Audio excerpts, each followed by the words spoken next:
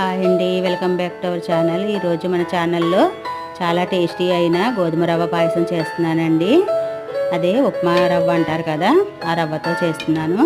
దీనికోసమని 1 cup గోధుమ రవ్వ తీసుకున్నానండి. అలాగే 1/2 కప్పు షుగరు, కాజు, కిస్మిస్, యాలకులు తీసుకున్నాను. స్టవ్ వెలిగించి పాన్ పెట్టి గీ వేసి కాజు, కిస్మిస్ ఫ్రై చేసుకోవాలండి. ఇవి బాగా ఫ్రై అయిన తర్వాత వేరే బౌల్లోకి తీసేసుకొని అదే పాన్లో గోధుమ రవ్వ కూడా వేసుకొని బాగా ఫ్రై చేసుకోవాలి. మంచి అరోమా వస్తున్నప్పుడు 1/2 లీటరు పాలు యాడ్ చేసుకోవాలండి.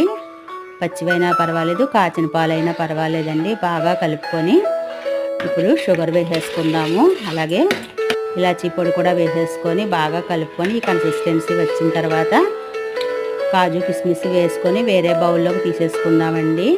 రవ్వ పాయసం రెడీ అయిపోయిందండి. థ్యాంక్ యూ అండి.